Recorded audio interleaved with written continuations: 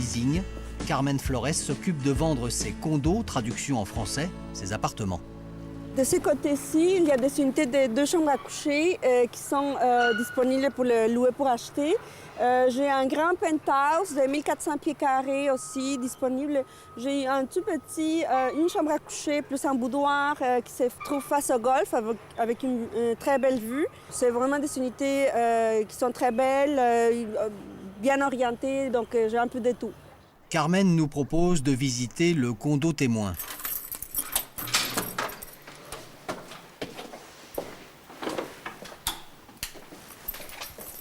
Ici, nous sommes dans un condo de 1066 pieds carrés qui est à peu près 5 mètres carrés. Et c'est un condo d'une chambre à coucher fermée avec un boudoir vitré. Pendant la première année de location, les loyers, 920 € chaque mois, sont versés sur un compte bloqué. Au bout d'un an, ces loyers serviront au locataire pour décrocher son prêt bancaire et acheter l'appartement. Donc à la fin de l'année, tout votre argent, vous la recevez des retours, donc ça peut être utilisé, c'est sûr, pour une bonne partie de la mise de fonds. Au total, pour cet appartement, l'acquéreur devra débourser 280 000 €, mais grâce à son leasing, il aura déjà financé près de 5 % du prix d'achat. Vous pensez que c'est quelque chose qui pourrait se généraliser, ça pourrait se développer dans les années qui viennent? Que ça devienne une tendance, que tous les promoteurs continuent le chemin, ça serait l'idéal. Parce que c'est un peu pour ça qu'on le fait aussi, pour aller chercher une partie du marché qui n'a pas accès à la propriété aussi facilement. Donc ça serait l'idée, oui. Si des promoteurs malins commencent à s'en emparer, le leasing immobilier au Québec reste plutôt une transaction entre particuliers. Et à chaque leasing, un contrat spécifique. Louer pour acheter, cela intéresse les expatriés tout juste arrivés. Michael Bensoussan fait partie de cela. Avec sa famille, il y a 2 ans, ce médecin a quitté la France pour le Québec. Je pense qu'on a plus quitté Paris que la France. Parce qu'on habitait à Paris pendant 10 ans et on trouvait que c'était devenu un peu difficile d'élever nos enfants. La vie était compliquée, la vie était très chère, très rapide, un peu agressive. Ici, c'est plus simple. Pour élever ses enfants, c'est vraiment un super endroit. La qualité de vie, en tant que père de famille, elle est incomparablement meilleure, vraiment. À l'hôpital Charles Lemoine, Michael Bensoussan fait partie des nombreux médecins français appelés en renfort au Canada. De longues journées de travail et de longues nuits d'hiver, c'est le rythme du temps au Québec. À son arrivée, Michael a trouvé cette maison en plein centre de la capitale. Et c'est Christophe Berthet, un autre Français chargé des nouveaux arrivants pour une banque québécoise, qui l'a guidé dans sa transaction immobilière. Bonsoir, Monsieur Bensoussan. Monsieur Berthet. Ça va bien? Bienvenue. Merci. Bienvenue. Venez vous réchauffer à l'intérieur. C'est très gentil. Je vais enlever mes chaussures, on va faire la mode québécoise. Obligé. Hop. Le banquier a conseillé aux médecins la location avec option d'achat, autrement dit, le leasing immobilier. D'abord louer pour ensuite acheter. Une bonne formule pour Michael, confronté à l'incertitude du lendemain. Parce qu'en fait, on s'est rendu compte que toute ma carrière de médecin au Québec était suspendue à la réussite d'un stage d'adaptation et d'évaluation qui permet aux autorités canadiennes de me délivrer mon permis d'exercice. Et ce stage dure plusieurs mois et au bout du compte, soit j'ai mon stage et je suis médecin, soit je n'ai pas mon stage et je rentre en France. Et pourtant, malgré tout, pendant ce laps de temps, il fallait que je mette ma famille sous un toit, quoi. Le profil du nouvel arrivant aujourd'hui, c'est en dessous de 35 ans. En général, c'est vrai que à 50%, je dirais, ils ont des enfants. Sont des gens qui ont déjà eu une vie bien entendu dans leur pays, que ce soit la France ou ailleurs, et qui souhaitent arrimer rapidement les choses ici. Ils n'ont pas envie de passer par la location pure, j'entends, et c'est vrai que cette location avec option d'achat est une alternative qui peut être très très intéressante pour eux.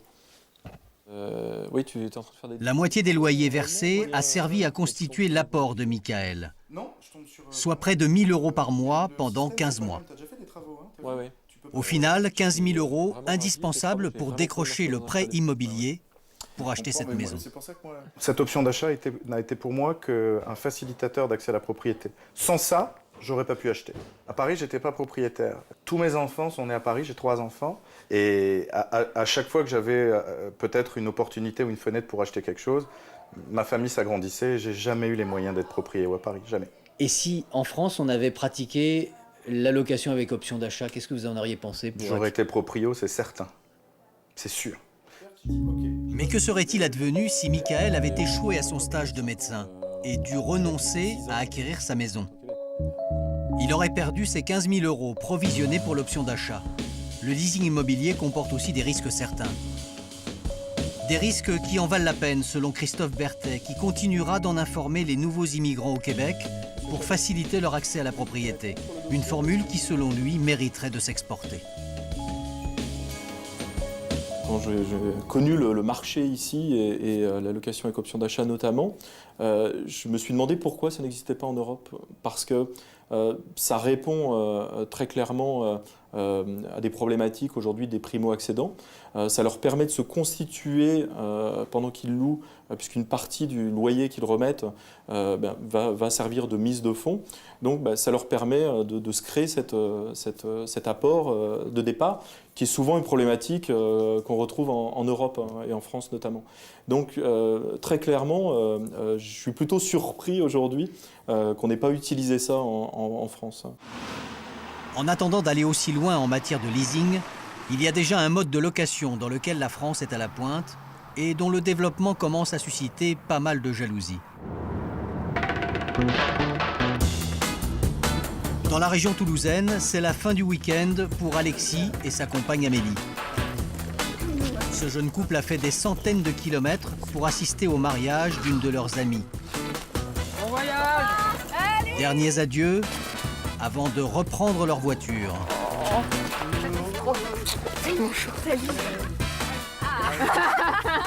Elle n'est peut-être pas du dernier cri, mais pour eux, l'essentiel est ailleurs. Car ce véhicule, ils l'ont loué pour 2 jours à un particulier et à un prix imbattable. Donc la comparaison elle est vite faite, ça nous coûte 36 € là pour la location de cette bagnole, sachant que on avait comparé avec des sites de loueurs et ça coûte le double. Donc, et les deux se font par internet, donc c'est très très facile. On appelle cela de l'autopartage. C'est Perrine qui leur a loué sa propre voiture. Elle est coutumière de cette formule. Voilà, Ça va? Vous avez fait bonne route? tout s'est bien passé, sous le soleil. Parfait, Super. parfait. Je fais un petit tour rapide de la voiture. Oui, bien sûr. Si elle n'a pas peur de confier ses clés à des inconnus, c'est parce qu'elle prend les mêmes précautions qu'un loueur classique. 16h20. État du véhicule, kilométrage, essence, Ouais, je veux tout bien. est inscrit dans un contrat et chacun est couvert par une assurance. Comme ça. Non, rien à signaler, tout est bon. Je vérifie les clés. C'est allé, voilà. Merci. Il n'y a jamais eu aucun souci, aucun pépin. Aucun. Aucun pépin. Tout le monde à chaque fois est super agréable. J'ai des commentaires super gentils aussi.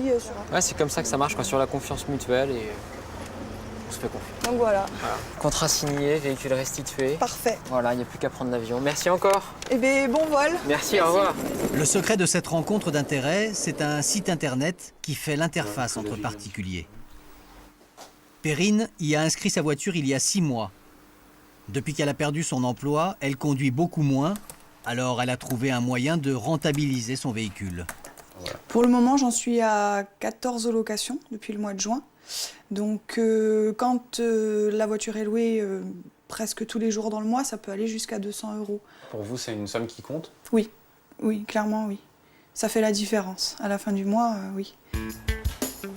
Comme Perrine, il serait déjà plus de 200 000 en France inscrits sur des sites d'autopartage.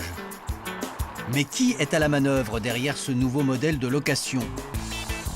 À Paris, le siège du leader du marché a des allures de start-up.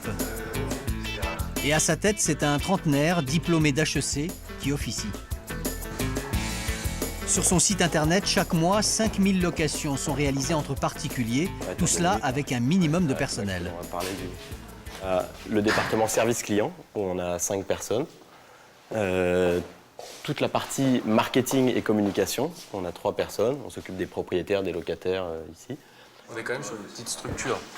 Oui, on est 16. On était 7 il y a 1 an. Et donc c'est une petite structure qui grossit assez rapidement, une jeune pousse. Ouais, c'est Et la jeune pousse ne manque pas d'appétit. Vous avez inscrit une scénique il y a quelques jours, c'est ça? C'est préférable de ne pas mettre un prix de location trop élevé pour commencer à louer rapidement. quitte à augmenter votre prix par la suite. À chaque location, le site prend une commission de 30%. En 3 ans d'existence, le modèle économique semble rodé et fait grincer quelques dents. On casse ce qui existait déjà pour reconstruire quelque chose de différent. Quitte à vous faire quelques ennemis. Je pense pas qu'on nuise au secteur de la location de voitures, mais forcément, le fait dès qu'il y a un nouveau modèle qui a du succès, ça crée forcément des tensions et des réactions de la part des gens qui étaient là avant. Les loueurs de voitures, eux, prennent la menace très au sérieux. Leur syndicat professionnel est présidé par André Galin. Pour lui, ces loueurs amateurs représentent une concurrence déloyale. Si quelqu'un loue une voiture une fois par an à son collègue ou à sa famille et qui tire sur l'année un revenu de 50 ou 100 euros, on n'est pas là pour bloquer ce type d'initiative. Je suis là pour ceux qui en tirent une activité salariée, qui louent et qui font des revenus, et ils l'avouent dans la presse, supérieurs à 1 500 euros par mois. Donc là, c'est un revenu conséquent qui aujourd'hui échappe à toute réglementation, à toute législation, à toute fiscalité, à tout prélèvement. Donc là, il faut mettre un peu d'ordre.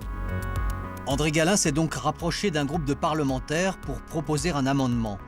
Son objectif, taxer les revenus de ces loueurs du dimanche comme un revenu commercial. Amendement rejeté, mais André Galin ne désarme pas. On dépose à nouveau un amendement à l'Assemblée nationale via d'autres députés qui vont se charger de porter la bonne parole. Les professionnels arriveront-ils à refroidir l'enthousiasme des particuliers pour la location partagée ? Une chose est sûre, la location supporte mal l'improvisation. Ce chef d'entreprise de 39 ans en a fait les frais un week-end d'automne. Une expérience d'autant plus malheureuse qu'elle touchait le cœur de sa passion, une passion soigneusement entretenue dans son parking. Moi, j'aime beaucoup les voitures. Et c'est vrai que j'ai la chance de pouvoir vivre un peu cette passion en ayant des véhicules un peu sympas. Des véhicules sympas, comme ce coupé Mercedes cabriolet. Jérôme décide en novembre 2013 de le louer à des particuliers pour des mariages, par exemple. Mais pour éviter de payer des commissions, il préfère se passer des plateformes collaboratives. C'était rentable comme location ? Ah bah là, on est sur du 350 € la journée. Donc, faites le calcul, vous la louez 3 fois, vous faites 1 000 €. Donc, c'est pas un business, mais ça pouvait être un petit peu rentable. Ouais. Jérôme décide donc de rédiger lui-même un contrat. Prudent, il réclame une caution de 1 800 € à ses locataires. Tous les papiers semblent en règle. Mais au bout d'une semaine, ses locataires sont aux abonnés absents. La restitution du véhicule semble un peu compromise. Au final, ils me répondent en me disant qu'ils se sont fait voler la voiture. Voilà, à Marseille. Et voler comment ? Voler comment ? Soi-disant en ayant laissé les clés sur le contact devant un commerce. Je vois personne laisser le contact dans les quartiers nord de Marseille sur un véhicule comme ça pour aller faire une course. On parle d'un véhicule qui vaut à peu près 50 000 € sur le marché français. Donc c'est une belle perte. Voilà. 50 000 € perdus corps et biens car l'assurance de Jérôme ne couvre pas sa location. Et malgré sa plainte, la Mercedes sympa n'est jamais réapparue. Louer, c'est fragmenter ses dépenses en pensant les diminuer. Mais à vouloir payer peu, le danger est de payer longtemps et donc cher. Au fond, la vie en location n'est peut-être pas si différente d'une vie à crédit.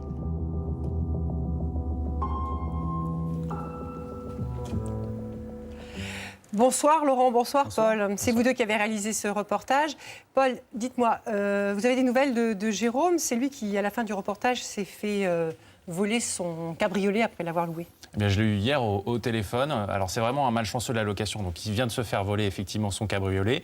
Et il avait mis aussi sa deuxième voiture en location. Et là, il vient de recevoir aussi une petite mauvaise surprise, on pourrait dire.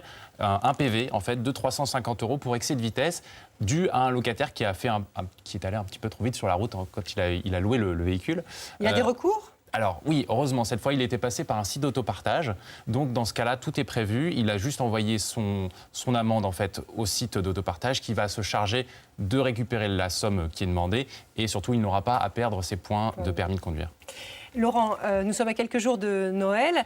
Est-ce qu'il y a des produits spécifiques à cette période de l'année que l'on peut louer plutôt qu'acheter? Alors vous pouvez déjà louer votre sapin de Noël.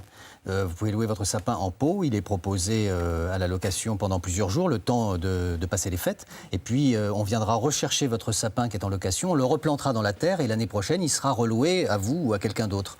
Alors ça se pratique de plus en plus. Et puis vous pouvez louer également des jouets. Oui, des jouets. Si vous en avez assez que votre enfant ait un coffre à jouets qui déborde avec des jouets qui ne servent plus à rien, dont il n'a plus envie, vous pouvez louer ces jouets pendant quelques temps. Vous avez un forfait qui vous permet de louer un ou plusieurs jouets. Et puis à la fin de la période de location, vous les rendez. Et si c'est trop déchirant, vous pouvez même les acheter. Il y a une option d'achat qui vous permet de les garder. Voilà. Mais n'espérez pas, par contre, louer le Père Noël. Il ne passera que si vous êtes sage. Bien. Et au cours de cette enquête, Paul, est-ce que vous avez identifié les raisons pour lesquelles, aujourd'hui, certains consommateurs, certains Français sont prêts à louer plutôt qu'à acheter? Ce qui est sûr, c'est que toutes ces initiatives, elles sont nées il y a à peu près 2 ou 3 ans. Et tout ça, on pourrait dire consécutivement, finalement, à la crise. Finalement, c'est aussi une manière de consommer un peu plus raisonnablement, de manière un peu plus raisonnable, notamment puisque en fait, celui qui est loueur finalement ne va pas va rentabiliser son objet en le mettant en location, et celui qui va louer l'objet va tout simplement s'épargner de l'acheter puisqu'il va peut-être l'utiliser qu'une ou 2 fois dans sa vie, et donc finalement le louant, il s'épargne des dépenses. Consommation raisonnable. Voilà, exactement. Et autre signe des temps, Internet qui est à la fois un support qui facilite ce système de location, mais qui est aussi un système qui nous a appris la dématérialisation des choses, et donc de se passer de la propriété des choses, comme par exemple les films ou les fichiers numériques de musique. Eh bien, on peut les utiliser sans pour autant avoir le disque ou avoir le DVD du film. Ça, c'est un élément important. Autre élément qui nous tourne vers la location, c'est ce sempiternel argument de l'obsolescence des objets. On dit que les fabricants fabriquent désormais des machines qui vont tomber en panne, qui sont un peu programmées pour ça, pour que vous puissiez en racheter d'autres. Et cette surconsommation programmée et à perte, mais finalement, je crois qu'on en a assez. Et pourquoi pas louer plutôt qu'acheter. Merci à vous deux.